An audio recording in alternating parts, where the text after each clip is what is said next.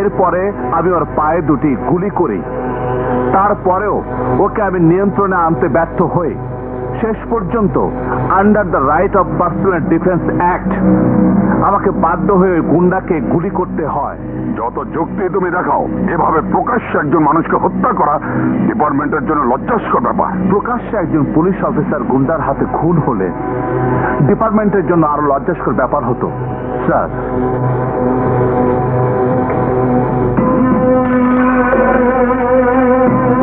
SP, ওই হারামজাদা কুত্তার বাচ্চা ইন্সপেক্টরের তুমি আইনের কাছে আটকাইতে পারবা না। ও বহুত দুরান্দা। ওর বিচার করুম আমি। ওর বিচার হইব আমার আদালতে। আমার আদালতে। ভাই হুকুম করো, ওই ইন্সপেক্টর হালারে মেরে ফেলামু। না, ওরে মরবার দেওয়ান যাইব না, কারণ ও মইরা গেলে বাইচা যাইব। ওরে আমি একেবারে মারুম না, ওরে মারুম তিলে তিলে। ওর কলিজায় আমি গা কুইটা দিমু। ওর কলিজার এমন জায়গায় হাত দিমু যে ও মরব না, খালি উটকি পারবো।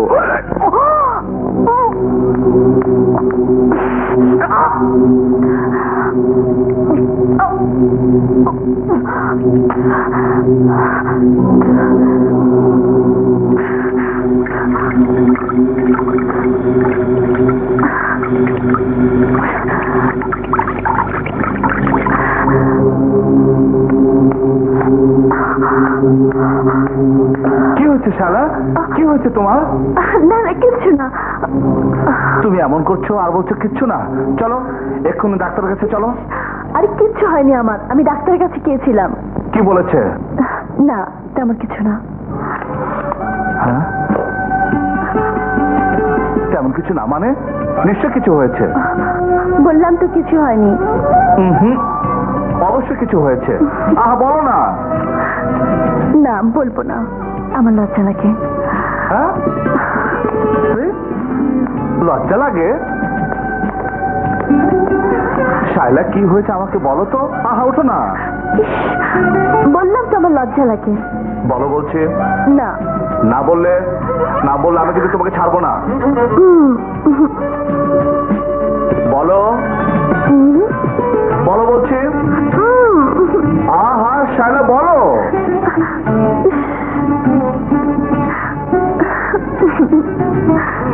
কানে কানে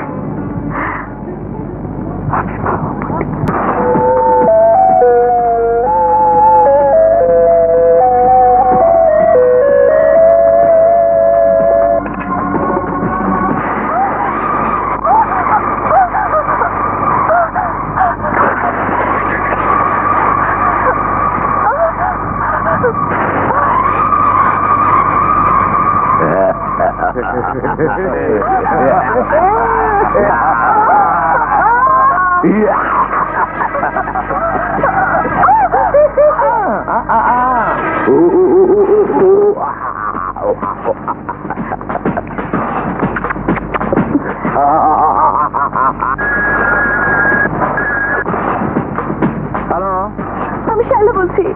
বলো। Hello hello hello hello.